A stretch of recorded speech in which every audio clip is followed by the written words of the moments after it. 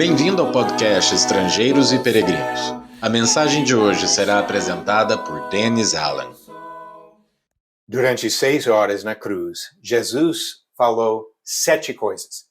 E estamos refletindo sobre cada expressão que ele usou durante aquela agonia de sofrimento.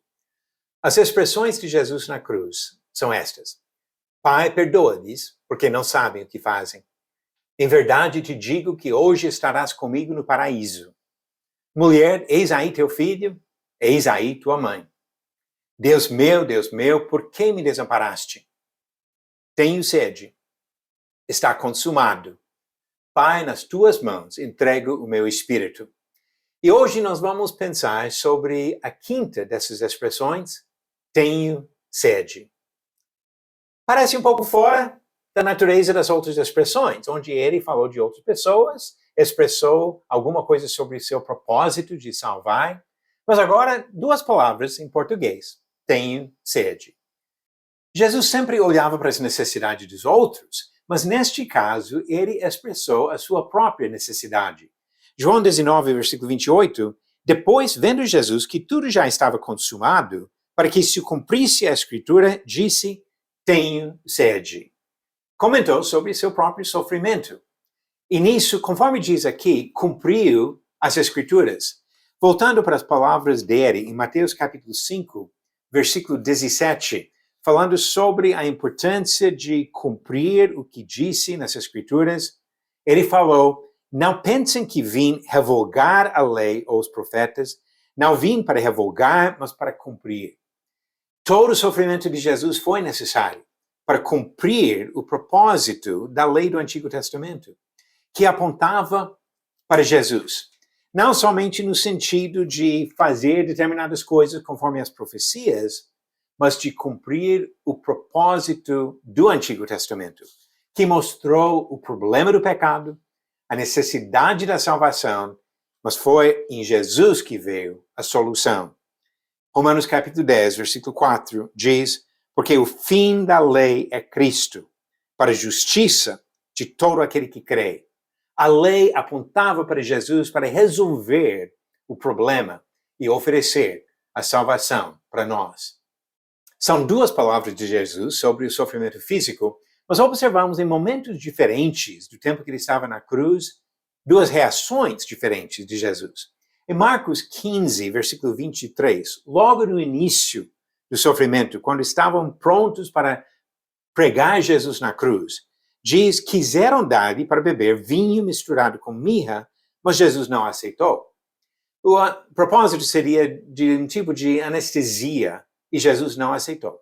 Ele sentiu toda a dor, todo o sofrimento. Mas agora em João 19, o que mudou? Jesus agora está no final do tempo na cruz. A questão não é de evitar a dor, ele já tem sofrido demais. Mas olhando aqui, versículos 29 e 30, estava ali um vaso cheio de vinagre. Embeberam de vinagre uma esponja e fixando-a num caniço de isopo, aproximaram a esponja da boca de Jesus. Quando Jesus tomou o vinagre, disse, está consumado. Inclinando a cabeça, entregou o Espírito. Nesse momento, Jesus queria a lucidez, a clareza, até de molhar a boca para ter condições de dar esse último grito, está consumado. E assim, ele aceitou alguma coisa quando tinha recusado outra coisa antes disso. Mas mais uma coisa que podemos observar nisso, Jesus deu uma oportunidade para alguém fazer um pequeno gesto de bondade no meio daquele sofrimento. Alguém pegou um caniço, colocou uma esponja com vinagre e estendeu para Jesus sentir esse alívio. Lembro que ele mesmo falou em Mateus capítulo 25, quando falou de separação de pessoas no julgamento final, e aquelas pessoas aceitas são representadas por pessoas que demonstraram a bondade até para as pessoas mais insignificantes. E Gálatas capítulo 6, versículo 2, que nós devemos ajudar os outros com as coisas pesadas desta vida.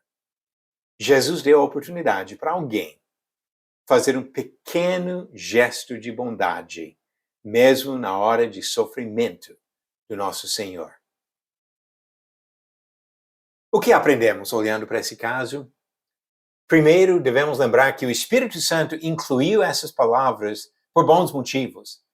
Se estão no registro do sofrimento de Jesus, é porque ensinam alguma coisa para nós. Ensinam, entre outras coisas, o valor do domínio próprio. Jesus queria lucidez, clareza no que ele diria. Como nós precisamos de lucidez e clareza e domínio próprio nas batalhas do dia a dia. Olhe comigo o que diz em 1 Pedro, capítulo 5, versículos 8 a 11, sobre as nossas batalhas. Diz Pedro, sejam sóbrios e vigilantes. O inimigo de vocês, o diabo, anda em derredor, como um leão que ruge procurando alguém para devorar.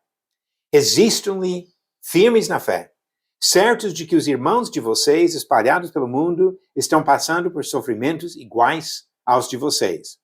E o Deus de toda graça, que em Cristo os chamou à sua eterna glória, depois de vocês terem sofrido por um pouco, Ele mesmo irá aperfeiçoar, firmar, fortificar e fundamentar vocês. A Ele seja domínio para sempre. Amém. Precisamos de clareza nessa batalha, de nos defender contra o adversário que procura nos destruir. Também observamos, nesse pequeno ato de Jesus, a importância de incentivar, de dar oportunidades para bondade e até para redenção. Hebreus capítulo 10, versículo 25, fala sobre a importância de participar de reuniões com outros cristãos. Mas olha a linguagem que ele apresenta aqui. Versículo 25, ele disse, não deixemos de nos congregar, como é costume de alguns. Pelo contrário, faça admoestações, ainda mais agora que vocês veem que o dia se aproxima. Então, nós devemos estar com outras pessoas para admoestar, para encorajar. Mas, voltando para o versículo 24, ele disse, cuidemos também de nos animar uns aos outros no amor e na prática de boas obras. Devemos dar oportunidade e até incentivar os outros a fazer boas obras no serviço ao Senhor. Refletindo sobre esse pedido de Jesus, quando ele falou, tenho sede, eu quero encerrar com uma pequena citação das palavras de Paulo, que disse em 1 Coríntios capítulo 15, versículos 57 e 58, graças a Deus que nos dá a vitória por meio de nosso Senhor Jesus Cristo. Portanto, meus amados irmãos, sejam firmes, inabaláveis e sempre abundantes na obra do Senhor, sabendo que no Senhor o trabalho de vocês não é vão. Você acertou a pergunta 546? Qual profeta repreendeu Davi depois do pecado deste rei com Batseba? Alternativas: A. Natã, B. Samuel, C. Elias ou D. Isaías. A resposta certa? Alternativa A. Foi Natã que falou, dando essas palavras de repreensão para Davi, conforme diz o relato de 1 Samuel, capítulo 12. E a pergunta de hoje. Jesus ressuscitou um homem chamado Lázaro. Quem foram as irmãs de Lázaro? Alternativas: A. Maria e Joana, B. Safira e Priscila, C. Eunice e Lloyd, ou D. Marta e Maria. A resposta no final do episódio 548, amanhã. Vamos aprender as palavras de Jesus, manter a lucidez, a vigilância e também estender aos outros oportunidades para fazer o bem. Obrigado por nos acompanhar nessa jornada pelas Escrituras. Volte amanhã para ouvir mais uma mensagem do podcast Estrangeiros e Peregrinos. Seguimos pelo mundo a viajar.